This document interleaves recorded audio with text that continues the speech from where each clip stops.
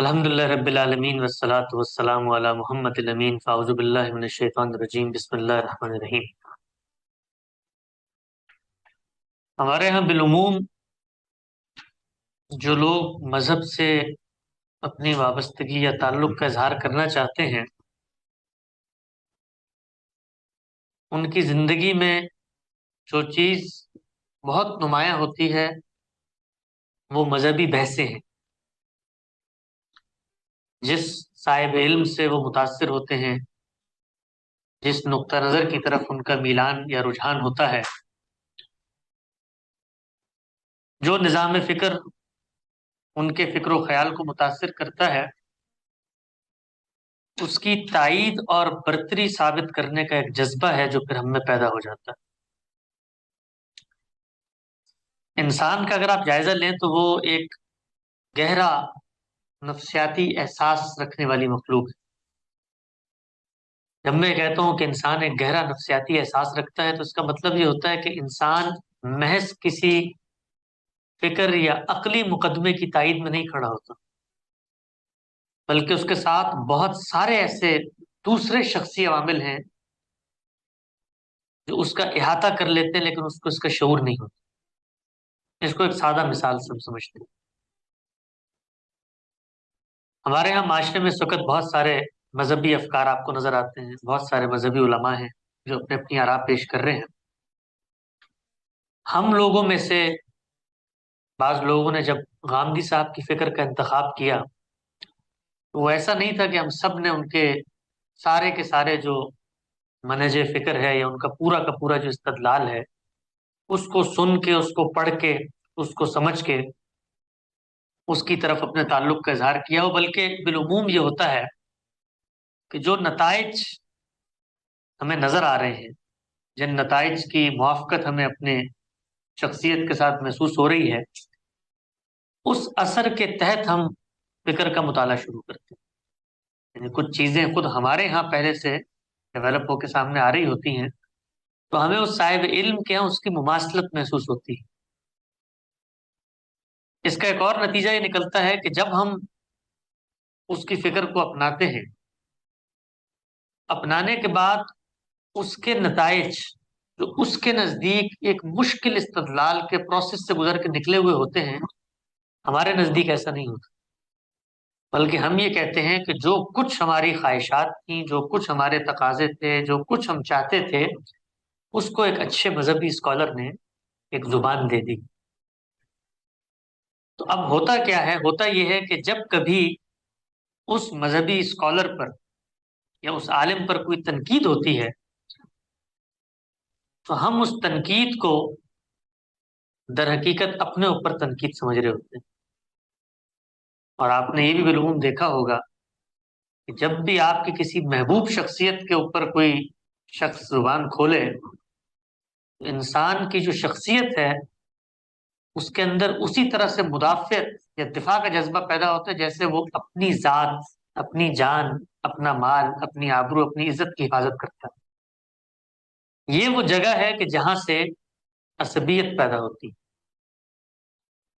اور عصبیت اتنا خطرناک مرض ہے کہ اس کی تشخیص ہونا کم و بیش ناممکن ہوتا۔ ہم بیٹھ کے درس قرآن سن رہے ہوتے ہیں، درس حدیث سن رہے ہوتے ہیں، سڈنی سے، ایڈلیڈ سے اور مختلف دور دراز کے علاقوں سے سفر کر کے آتے ہیں کہ ذریت ابراہیمی کی بحثوں سے استفادہ کریں گے، بنی اسرائیل بنی اسماعیل کے فرق کو سمجھیں گے، اور اس کے بعد ہمارے سامنے آفاق و انفس کے قوانین ہوں یا مذہبی لٹریچر کی بحثیں ہوں، سب ایک نوشتہ دیوار کی طرح کھل جائیں گی، اور پھر اس کے بعد کوئی ہم سے گفتگو کرے گا کہ بھائی غامدی صاحب نے تو فلاں چیز کو محدود کر دیا ہے،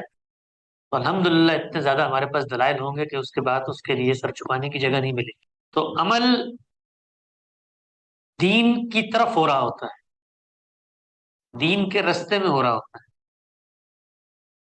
اور دینی امور کی انجام دہی میں ہو رہا ہوتا ہے، لیکن اس کے پیچھے جو محرک ہوتا ہے وہ محرک در حقیقت اپنی ذات اور اپنی شخصیت کے مطالعے کے بعد جو کچھ ہم نے سوچا سمجھا ہے اس کا تحفظ ہوتا ہے۔ اس دنیا میں اللہ تعالیٰ نے ہمیں یہ بتایا کہ جب ہم نے قوموں کو منتخب کرنے کا فیصلہ کیا اور ان کو ایک ذمہ داری کے منصب پر ہم نے فائز کیا اور ان میں ہم نے انبیاء کو مبعوث کیا، ان قوموں نے بھی در حقیقت یہی معاملہ کیا، یعنی جو چیز یا جو علم اس لیے حاصل ہونا چاہیے تھا کہ انسان اپنی ذات اور اپنے نظریات اور اپنی خواہشات کو قربان کر کے اس کے آگے جھکنے کا جذبہ پیدا کرے، وہ علم در حقیقت اپنی برتری، اپنا تفوق، اپنی بڑائی اور اپنی قبولیت کو لوگوں کے سامنے عام کرنے کا ایک ذریعہ بن جاتا ہے۔ آپ دیکھیے، یہود کی روایت ہمارے سامنے ہے، اللہ کی منتخب قوم، اور وہ قوم کہ جس پہ اللہ نے بڑی عنایتیں کی، لیکن آپ دیکھیے کہ کچھ ہی عرصہ گزرا، اس قوم نے کہا کہ یہ تو ہمارا استحقاق ہے کہ ہم ہی جنت میں جائیں گے، یہ تو ہمارا استحقاق ہے کہ ہمارے ساتھ شریعت کی یہ پابندی ہم پر عائد نہیں ہونی چاہیے، یہ تو ہمارا استحقاق ہے کہ ہم لوگوں پہ ظلم کر سکتے ہیں، کوئی ہم پہ ظلم نہ کرے۔ حالانکہ گہری مذہبیت میں جڑے ہوئے، یعنی ان سے زیادہ گہری مذہبیت میں شاید روئے زمین پہ کوئی دوسری مخلوق نہ جڑی بھی ہو، پیغمبر بیچ میں بیٹھا ہوا ہے، پورا کا پورا جو علاقہ ہے ہر جگہ پہ قال اللہ قال رسول کی باتیں ہو رہی ہیں، ہر جگہ پہ پیغمبر براہ راست کھڑے ہوئے ہیں، لیکن اتنی خطرناک چیز ہے یہ عصبیت، اتنی مہلک بیماری ہے یہ عصبیت کہ جب یہ پیدا ہو جاتی ہے تو آنکھوں کے آگے پردہ ہے، اور جو مزید مشکل ہے وہ یہ کہ جب تشخیص کرنے کے لیے کوئی آدمی بیٹھتا ہے تو بظاہر کو مرد نظر نہیں آ رہا ہوتا، سب نیکی کی باتیں کر رہے ہیں، سب خیر کی باتیں کر رہے ہیں، سب اللہ رسول کی باتیں کر رہے ہیں۔ تو مجھے یہ محسوس ہوتا ہے کہ کوئی بھی مذہبی فکر، مذہبی تحریک، مذہبی ادارہ، اس سے جب لوگ وابستہ ہوتے ہیں تو ان کو جس چیز کا بہت زیادہ اہتمام کرنا چاہیے وہ یہ کہ وہ اپنے آپ کو اس طرح کی عصبیت سے بچائیں۔ ایک بہت بڑے عالم ہیں مولانا مناظر احسن گیلانی رحمۃ اللہ علیہ، دارالعلوم دیوبند کے بڑے اکابر اساتذہ میں ان کا شمار ہوتا ہے۔ وہ یہ کہتے ہیں کہ دیوبند کے اندر درس حدیث ہو رہا تھا،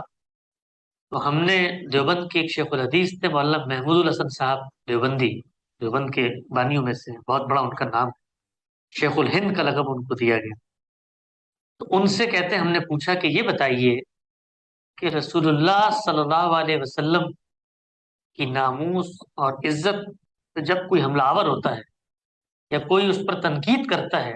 تو مسلمانوں میں اتنی جذباتیت کیوں پیدا ہو جاتی ہے؟ اپنے استاد سے کہتے ہیں ہم نے یہ سوال کیا، تو مولانا محمود الحسن صاحب دیوبندی علیہ رحمہ نے فرمایا یہ بتاؤ کہ اگر تو یہ شدت اور اس قدر، جس کو آپ کہتے ہیں خالص جذبے کا اظہار ہے رسول اللہ کی ناموس کے تحفظ کا، تو یہ بتاؤ کہ جو لوگ نکل آتے ہیں گلی بازاروں میں وہ اللہ کے رسول کی ہدایات، اللہ کی منشا کی یافت، اللہ کی خواہش کو دریافت کرنا، رسول اللہ صلی اللہ علیہ وسلم کا حسن خلق، آپ صلی اللہ علیہ وسلم کا عبادت میں احترام، اس کا اہتمام کرتے ہوئے تمہیں کیوں نہیں نظر آتا؟ یعنی اگر تو رسول اللہ سے اس قدر گہری وابستگی اور گہرا لگاؤ ہے تو لگاؤ تو کنسسٹنٹ ہونا چاہیے، وہ تو ہر پہلو میں ہوگا۔ انہوں نے شاگردوں سے پوچھا کہ یہ بتاؤ کہ یہ رسول اللہ کے نام پر نماز پڑھنے تو نہیں آتے، روزہ رکھنے تو نہیں آتے، محبت اور تمیز سے بات کرنے تو نہیں آتے، مارنے مرنے کیوں نکل آتے؟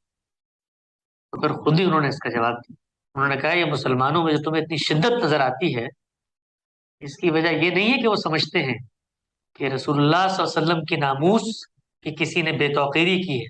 وہ یہ سمجھتے ہیں کہ ہمارے قومی پیغمبر کو کسی نے چیلنج کر دی، ہمارے ہیرو کے اوپر کسی نے آواز اٹھا دی، ہماری ایک محبوب شخصیت جس سے ہم اپنے تعلق کا اظہار کرتے تھے اس کی جگہ سائی کی جا رہی۔ تو وہ رسول اللہ کی ناموس کی حفاظت نہیں کر رہے ہوتے، وہ اپنے اس جذبے کی آبیاری کر رہے ہوتے ہیں کہ ان کی سبکی میں ہمیں اپنی سبکی محسوس ہو رہی ہو۔ تو ایک بڑے آدمی نے، ایک بڑے عالم نے مسلمان معاشرے کے اندر جو ایک گہرا مرض ہے اس کو بڑی عمدہ مثال سے واضح کی، بلکہ اب تو آپ یہ دیکھیے آپ نے حال ہی میں دیکھا ہوگا پاکستان، ہندوستان میں، بنگلہ دیش میں بھی، یہ جو تحفظ ناموس رسالت کے نام پہ جو کچھ ہوتا ہے، دیکھا ہوگا آپ نے، یہ سڑکوں پہ نکل کے لوگوں کی گاڑیوں کے شیشے توڑنا، لوگوں کی ماں بہنیں اگر بازار میں جا رہی ہیں ان کو ڈرانا دھمکانا، راستے بند کرنا، درخت جلانا، یہ اگر سب کچھ رسول اللہ کی محبت میں ہو رہا ہے تو رسول اللہ نے تو سختی سے اس کی مذمت کی ہے کہ یہ کام تم نہیں کر سکتے۔ لیکن آپ دیکھیے کہ وہاں پر بھی کیا چیز ہے؟ عصبیت، کہ بظاہر آپ اللہ کے رسول کے نام پر نکلے ہیں، لیکن اصل میں اللہ کے رسول پیش نظر نہیں، اپنی ذات اور اس کے اندر جو ایگو محصور ہے اس کی تسکین پیش نظر۔ آپ یہ دیکھیے ہمارے ہاں بالعموم جو مذہبی حلقے ہوتے ہیں، مذہبی خانوادے ہوتے ہیں، مذہبی انوائرمنٹ ہوتی ہے، وہاں پر یہ چیز اتنی گہری جڑیں رکھتی ہے کہ وہ لوگ جو اس کا علم لے کر اٹھتے ہیں معاشرے میں کہ ہم سب عصبیتوں کا خاتمہ کر دیں اور ہم نہیں مانتے بابوں کو اور ان مزاروں کو اور ان فرقوں کو اور ان وابستگیوں کو اور ان مسلکی شناختوں کو، آپ یہ دیکھیے کچھ ہی عرصے بعد خود آپ کا یہ نعرہ اپنی ایک عصبیت پیدا کر کے اپنی علیحدہ شناخت بنا دیتا۔ تو ہمیں جس چیز کی بہت محنت کرنی چاہیے، بہت کوشش کرنی چاہیے، وہ یہ ہے، یہ جو کچھ فکری بحثیں ہمارے یہاں ہوتی ہیں، جو کچھ مذہبی مقدمات کو ہم سمجھنے کے لیے اپنے وقت کا اور اپنے مال کا اثار کرتے ہیں، اس کا مقصد بالکل واضح رہنا چاہیے۔ اس کا مقصد محض فکری یا ذہنی عیاشی نہیں ہونا چاہیے۔ اس کا مقصد ہماری پوشیدہ خواہشوں کو مذہبی استدلال اور آہنگ کی زبان دینا نہیں ہونا چاہیے، بلکہ اس کا مقصد یہ ہونا چاہیے ہے کہ ہم اللہ تعالیٰ کی تائید اور اللہ تعالیٰ کی خوشنودی کے حصول کے لیے دین کی رہنمائی حاصل کر رہے ہیں۔ یہ بظاہر بڑے سادہ سے جملے نظر آتے ہیں، اللہ تعالیٰ کی تائید، اللہ تعالیٰ کی خوشنودی، اور بڑے جس کو آپ کہتے ہیں روزمرہ کے سننے سنائے کے جملے نظر آتے ہیں، لیکن اگر آپ غور کریں تو یہ باریک سا فرق ہے ایک لکیر کا۔ اگر آپ کا وہ عمل خوشنودی اور تائید سے ہٹ جائے اور آپ آخری درجے میں سیکریفائس کر رہے ہوں، اللہ کے یہاں اس کی کوئی قدر نہیں۔ رسول اللہ صلی اللہ علیہ وسلم کو یہ غزوے کے بعد صحابہ نے آ کر یہ بتایا، اور یہ سوچ کے بتایا کہ ایک شخص کا ہم ذکر کر رہے ہیں، اللہ کے رسول کی زبان سے اس کے بارے میں کیسے تہنیتی اور کیسے تحسین کے کلمات نکلیں گے۔ انہوں نے کہا یا رسول اللہ، آج آپ نے دیکھا کہ غزوے کے اندر ایک شخص نے کتنی جافشانی سے لڑائی کی اور کیسے فتوت اور ہمت اور حوصلے کے ساتھ لڑتے ہوئے وہ شہید ہو گیا، کیا فرمائیں گے آپ اس کے بارے میں؟ آپ صلی اللہ علیہ وسلم نے فرمایا جہنم میں گیا، جہنم میں گیا۔ کیوں؟ اس لیے کہ جان تک قربان کر دیتا ہے آدمی۔ اس مرض کے اندر جب انسان جاتا ہے تو یہ اتنا گہرا مرض ہے کہ جان تک قربان کرنے کا جذبہ اس میں پیدا ہو جاتا ہے۔ تو کہا کہ وہ اللہ کے لیے نہیں لڑ رہا تھا، وہ اپنی حوصلہ مندی اور اپنی شجاعت کا سکہ بٹھانے کے لیے لڑ رہا تھا، جہنم میں گیا۔ تو آپ تصور کریں کہ ہم لوگ اگر اس مرض کا شکار ہو جائیں تو تشخیص تو بہت دور کی بات ہے، یہ احساس ہونا کہ تشخیص ہونی چاہیے یہ تک نہیں ہوتا، اور عمل پہ عمل کیے چلے جاتے ہیں، گویا نیکیوں کو ایک ڈھیر میں پھینکتے چلے جاتے ہیں اور جس کا آخر میں کچھ حاصل نہیں ہوگا۔ میں آپ سے یہ عرض کرتا ہوں کہ مجھے گزشتہ 10-12 سال ایک بڑے صاحب علم کے ساتھ وقت گزارنے کا موقع ملا، اور میں نے ان کی خلوت و جلوت کو بھی دیکھا، ان کے سفر و حضر کا بھی امین رہا، ان کے راز و نیاز سے بھی واقف ہوں، اور ان کے ہاں جو خواہشات اور بے تکلفی کے جذبات ہوتے ہیں ان کی بھی خبر رکھتا ہوں۔ میں نے جس چیز کو محسوس کیا وہ یہ تھی کہ ایک بڑا صاحب علم، ایک بڑا مفکر، ایک بڑا مدبر، جس کے ہاں سے روز ایک نیا فلسفہ، ایک نئی فکر پھوٹ رہی ہے، اس کی زندگی کا ہدف اور نصب العین کیا ہے؟ یعنی کیا وہ جو کسی ایک نئے رجحان اور نقطہ نظر کا بانی اور خالق ہے، جس کے دلائل سے ہم استفادہ کر کے اپنی اناؤں کی تسکین کرتے ہیں اور اپنی خواہشات کو فکری زبان دیتے ہیں، خود اس شخص کے کیا معاملات، اس شخص کی کیا روٹین ہے، اس شخص کے کیا اخلاق ہیں. تو آپ یقین جانیں کہ مجھے جو چیز واضح ہوئی وہ یہ تھی کہ دین کی کوئی بھی محنت، اگر کسی صاحب علم پر یہ بات واضح ہو جائے کہ وہ دین پر غور و فکر اللہ کے لیے کر رہا ہے، تو دین کی کوئی بھی محنت وہ نہیں کرتا مگر اس جذبے سے خالی ہوئے بغیر، یہ جو کچھ میں کر رہا ہوں اس سے مقصود اللہ کی خوشنودی اور اللہ کی تائید. اور جب آپ اللہ کی تائید کے لیے کوئی کام کرنا چاہتے ہیں تو چند چیزیں ہیں جو ایک وجودی حقیقت کے طور پر آپ کے رویے اور عمل میں ڈھل جاتی. اور اس میں سے جو سب سے پہلی چیز ہے وہ ہے نماز کا اہتمام. ہم پوری دنیا میں دین کی تبلیغ کر رہے ہیں، پوری دنیا کو اتمام حجت کا نظریہ سکھا رہے ہیں، پوری دنیا کو ذریت ابراہیم اور اصطفیٰ کے تصورات سے آگہی دے رہے ہیں. ہم بتا رہے ہیں ہمارے پاس جوابی بیانیہ ہے، کاؤنٹر نیریٹو ہے. ہم بتا رہے ہیں موسیقی کے بارے میں حدیثیں غلط سمجھی گئیں، تصویر جائز ہے. ہم بتا رہے ہیں ارتداد کی سزا نہیں ہوتی، یہود و نصارہ سے ساتھ تعلقات رکھے جا سکتے ہیں. ہم بتا رہے ہیں کہ خلافت دین کا نظام نہیں ہے، جمہوریت ہونی چاہیے. ہم بتا رہے ہیں کہ بچوں کو سوال کرنے کی آزادی ہو. ہم بتا رہے ہیں کہ پردہ نہیں ہوتا، حجاب ہی کافی ہے، دوپٹہ لے لو یہ بھی کافی ہے. یہ سب کچھ ہم بتا رہے ہوں سوسائٹی، شب و روز بتا رہے ہوں. اور صبح اٹھنے کے بعد سب سے پہلے جا کر دیکھ بھی رہے ہوں کہ آج کس اعتراض کا جواب آیا ہے، آج کس مولوی صاحب کو گاندھی صاحب نے پچھاڑ دیا ہے، آج کون سا نیا نقطہ ہے جو میرے ہاتھ لگے گا. اور وہ اس دن جو فلاں محفل میں فلاں صاحب نے مجھے خاموش کرا دیا تھا ان کو میں واٹس ایپ میسج کر کے صبح صبح جواب دوں گا. یہ سب کچھ ہم کر رہے ہیں اور بڑی، جس کو آپ کہتے ہیں محبت اور عقیدت اور سچائی کے جذبے کے ساتھ کر رہے ہیں. لیکن اس کے ساتھ اگر ہم نماز نہیں پڑھ رہے 5 وقت، تو یہ پہلا پیرامیٹر ہے اس بات کا کہ عصبیت پیدا ہو چکی ہے. اس لیے کہ بھائی اتنی دین کی خدمت آپ پورا دن کر رہے ہیں اور جو اولین تقاضا تھا اللہ تعالیٰ سے تعلق کا اس میں کوتاہی ہو رہی ہے، اس کا مطلب یہ ہے کہ خدمت دین کی نہیں ہو رہی، خدمت کسی فکر کی بھی نہیں ہو رہی، خدمت لوگوں کی بھلائی کے لیے بھی نہیں ہو رہی، خدمت اپنی خواہش کی ہو رہی، خدمت اپنی آرزوؤں اور تمناؤں کی ہو رہی. تو نماز وہ پہلی چیز ہے جو اگر کسی مذہبی تحریک کے کارکنوں، گروہوں اور لوگوں میں نہیں ہے تو اس کا مطلب یہ ہے کہ دین جو کچھ ان سے چاہتا ہے وہ ان کے اندر ابھی پیدا ہونا شروع ہی نہیں ہوا. میں ایک واقعہ آپ کو سناتا ہوں، آپ کو شاید اتنی حیرت ہو واقعہ سن کے کہ پریشان ہو جائے. ایک زمانے میں آپ جانتے ہیں پاکستان میں بڑی ہم نے نرسریاں بنائی ہیں ارد گرد کی ریاستوں میں لوگوں کی مدد کرنے کے لیے، لوگوں کو حق دلوانے کے لیے. ہمارے یہاں سے لوگ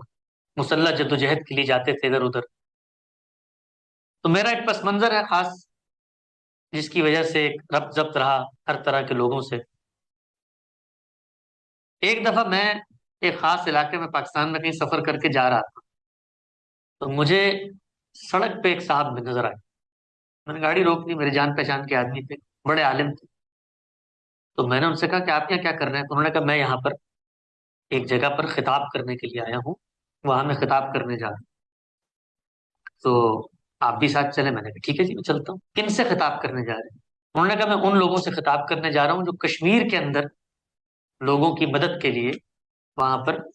جنگ کرتے ہیں. پاکستان کے وہ لوگ ہیں جو وہاں پر لوگوں کی تائید کرتے ہیں، مجاہدین آپ کہہ لیں. میں اس مجلس میں چلا گیا. اس مجلس میں جو انہوں نے بیان کیا، آپ سوچ سکتے ہیں اس بیان کا موضوع کیا تھا؟ اس بیان کا موضوع تھا کہ مجاہدوں نماز پڑھا کرو نماز. مجھے شکایت ملی ہے کہ تم لوگ محاذ پہ ہوتے ہو اور نماز رہ جاتی ہے تمہاری. سوچیں، یعنی وہ لوگ جو میدان جنگ میں اللہ کی خاطر اترے ہوئے ہیں وہ کہتے ہیں کہ مجھے تمہارے بڑوں سے شکایت ملی ہے، تمہارے یہاں نماز کا اہتمام نہیں ہے. اللہ کی خاطر جان قربان کرنے کے لیے بیوی بچوں کو، ماں باپ کو، رشتہ داروں کو، مال و منال کو چھوڑ کے چلے گئے، لیکن نماز کا اہتمام نہیں ہے. آپ یہ دیکھیے، یہ جو ہماری مذہبی سرگرمیاں ہیں یہ بسا اوقات ہمیں سبسٹیوٹ کر رہی ہوتی. مجھے ایک واقعہ سنایا ہمارے بزرگ نے، وہ کسی اسی طرح کی تحریک سے وابستہ تھے. تو وہ کہتے ہیں کہ مجھے ذمہ داری دی گئی کہ میں اس کا بینر بناؤں. جلسہ تھا اگلے دن. تو میں گھر سے نکل رہا تھا، کچھ لوگ آئے، انہوں نے کہا کہ بینر بنا لیا آپ نے؟ تو انہوں نے کہا نہیں ابھی تو نہیں بنا، لیکن میں عصر کی نماز پڑھنے جا رہا ہوں، پڑھ کے آتا ہوں تو اس کے بعد دیکھتا ہوں. تو انہوں نے میرا ہاتھ پکڑ کے روک لیا. انہوں نے کہا بھائی نماز تو ہوتی رہے گی، بینر تو ابھی جانا ہے فوراً. نماز سے مطلب کم اہم ہے بینر کا کام؟ تو یہ یقین جانیے ہمارے ہاں یہ جو چند مثالیں میں نے آپ کو دی، مشترک نمونے اسخروارے ہیں، یہ عملی حقیقتیں ہیں کہ ہمیں یہ لگتا ہے کہ نماز غیر اہم ہے اور یہ جو دین کا کام کر رہے ہیں زیادہ اہم. نماز میں کیا ہے؟ کھڑے ہوں گے 2 دفعہ، اللہ اکبر کریں گے، جھکیں گے، سجدہ کریں گے، آ جائیں گے. یہاں تو خدمت ہو رہی ہے. بینر چھپے گا، ہزاروں لوگ جلسے میں آئیں گے، اعلائے کلمت اللہ کی تقریریں ہوں گی، اسلامی نظام کا غلبہ ہوگا، پورے عالم میں اسلام چھا جائے گا. نماز تو میں گھر میں جا کے وضو کر کے 2 منٹ پڑھ لوں. تو جس مذہبی وابستگی کے نتیجے میں ہماری نمازوں میں اگر پابندی نہ آئے، اس کا مطلب ہے کہ یہ وقت ہے کہ ہم اپنی اس مذہبی وابستگی کو روک کر اس بات کا جائزہ لیں کہ یہ وابستگی کی بنیاد کیا ہے. اللہ سے تعلق ہے، اللہ کی خوشنودی ہے، اللہ سے ملاقات کے جذبے کی آبیاری ہے، یا اپنی ذات کی انا اور اپنی برتری کے جذبے کی تسکین. تو میں عرض کر رہا تھا کہ میں نے ایک بڑے آدمی کے ساتھ، ایک بڑے مفکر کے ساتھ مجھے وقت گزارنے کا موقع ملا. تو میں نے یہ دیکھا کہ ان کی زندگی نماز سے شروع ہوتی ہے اور ان کی زندگی نماز سے ختم. نماز کے لحاظ سے دن کے معمولات طے پاتے ہیں، نماز کے لحاظ سے لوگوں کے ساتھ تفریح اور میل جول کے معاملات طے پاتے ہیں. نماز اول ہوتی ہے، نماز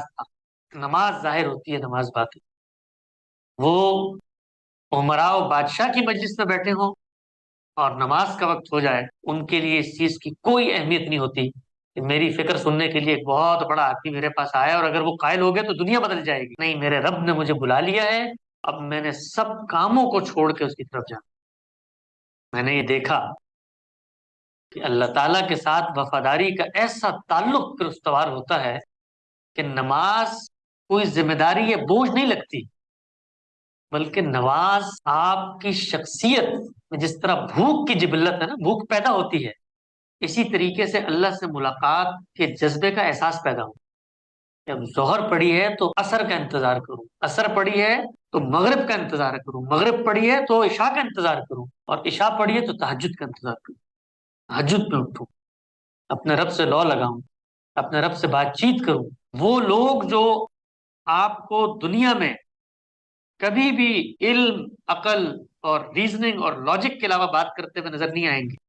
میں نے ان کو اپنی خلوت میں پردے پکڑ کے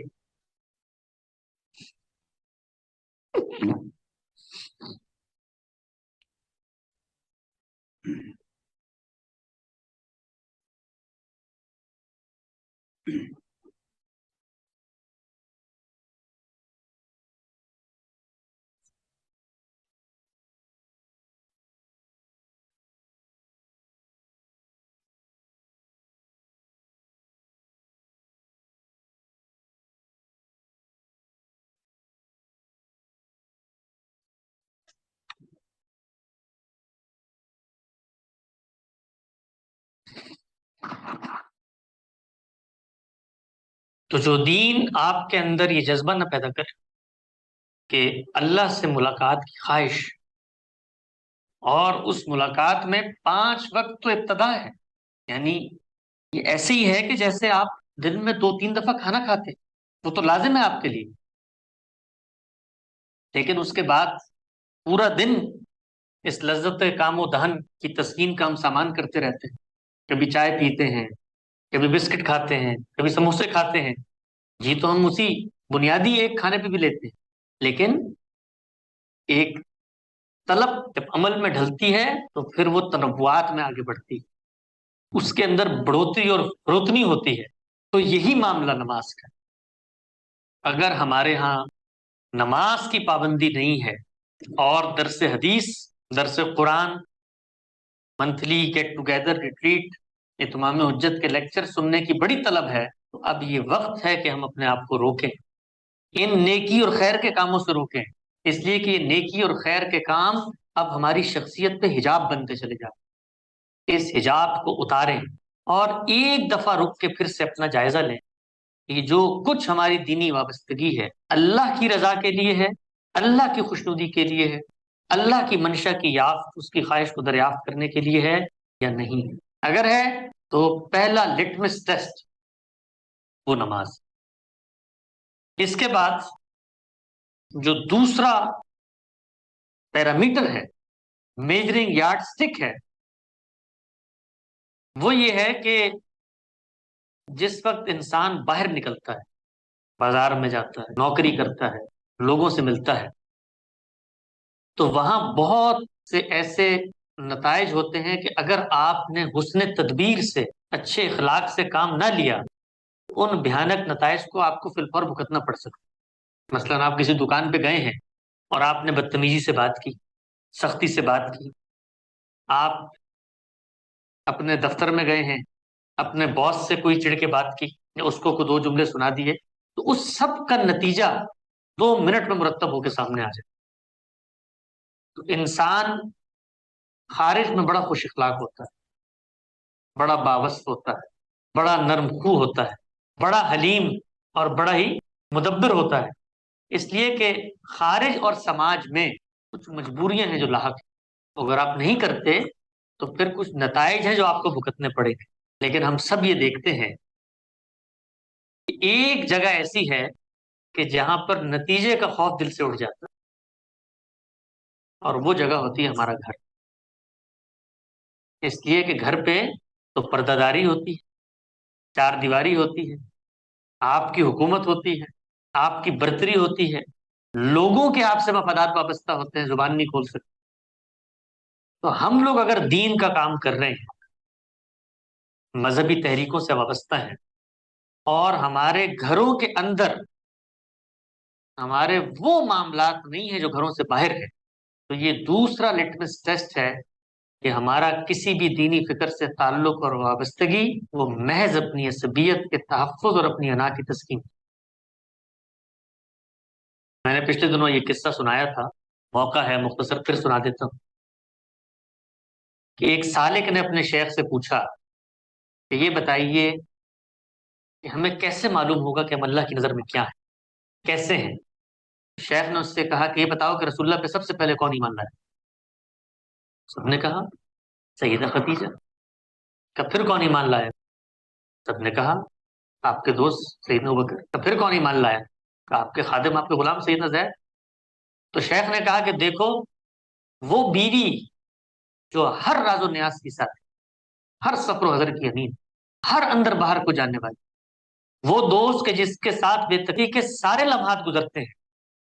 تفریح بھی اس کے ساتھ کرتے ہو، کاروبار تجارت بھی اس کے سامنے ہوتا ہے، حال احوال سے واقف ہے، بچپن سے لے کے لڑکپن تک اور لڑکپن سے لے کے جوانی تک کے تمہارے راز و نیاز سے واقف ہے، وہ دوست۔ اور پھر تیسرا کون؟ زید، وہ غلام کہ جس کے اوپر اقتدار اور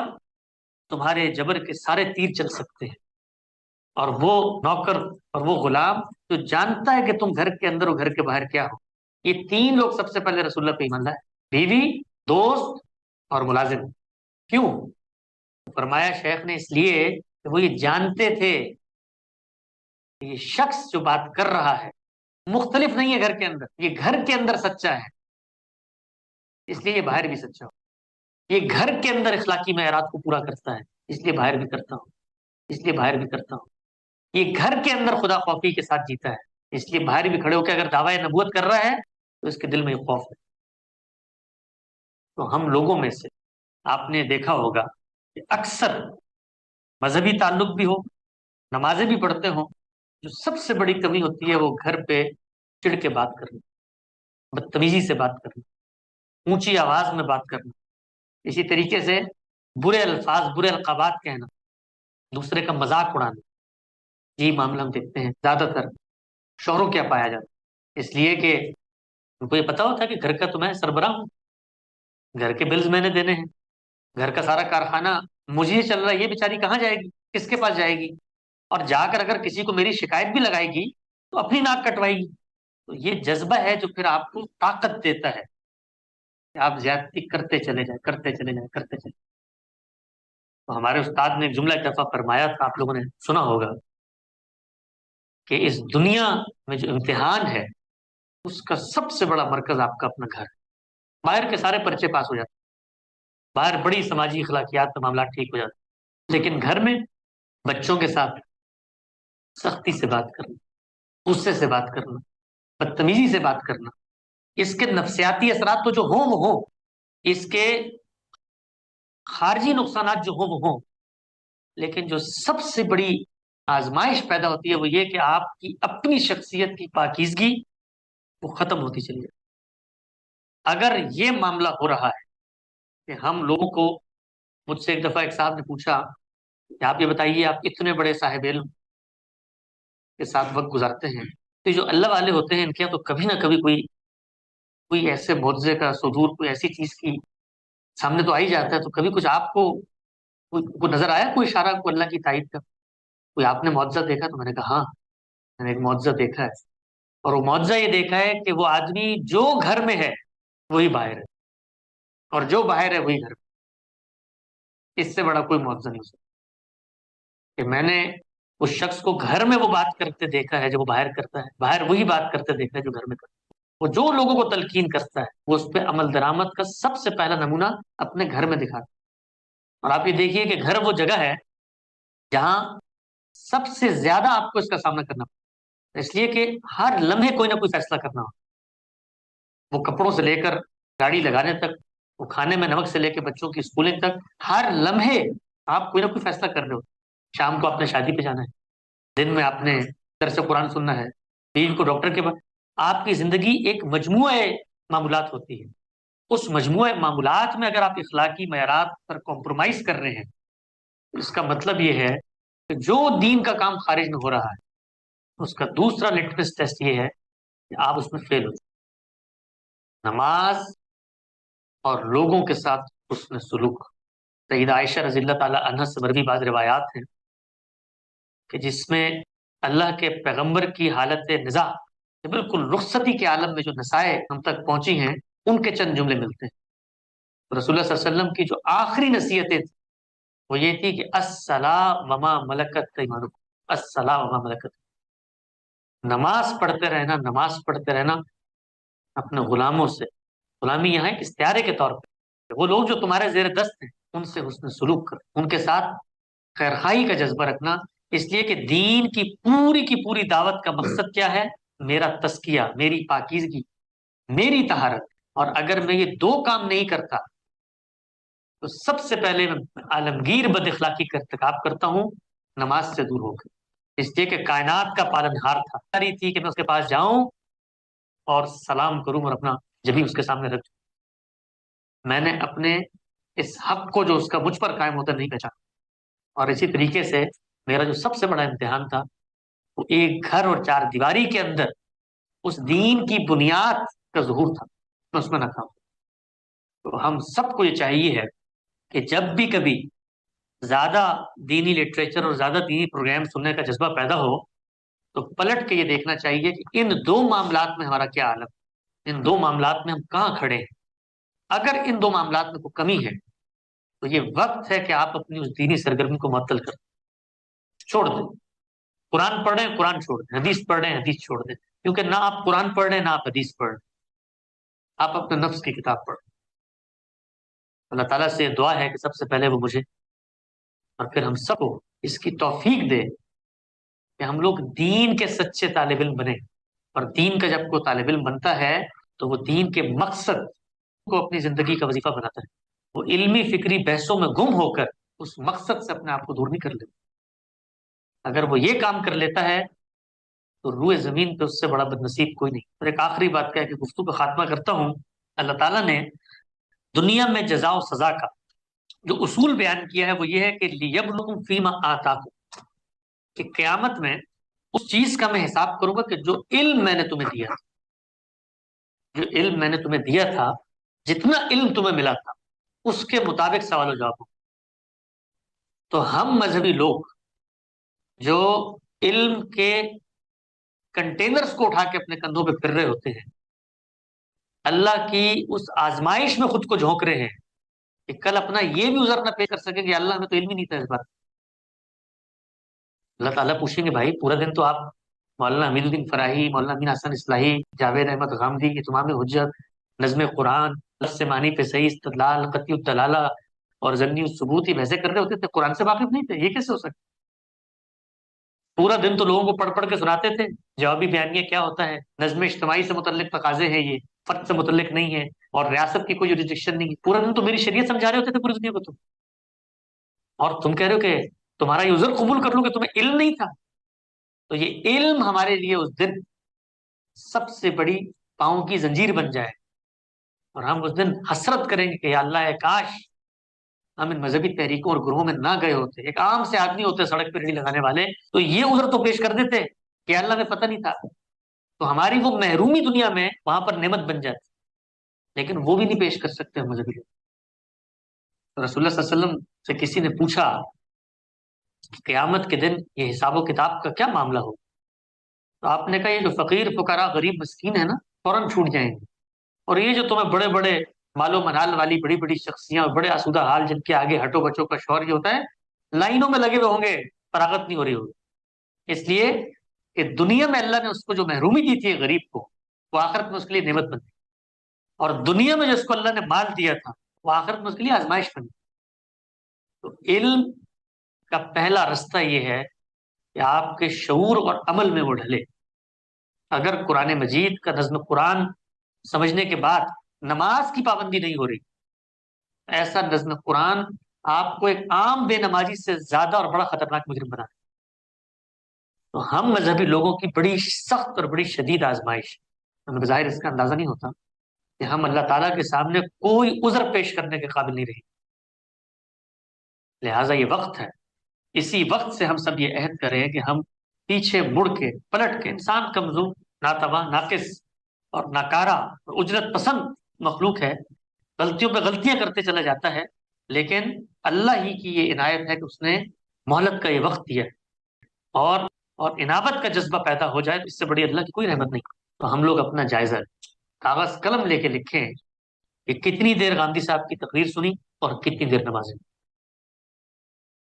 اور اپنے دل سے یہ پوچھیں کہ جو مزہ ہمیں 23 اعتراضات کی سیریز سننے میں آتا ہے، کیا اس سے آدھا مزہ بھی نماز پڑھنے میں آتا ہے؟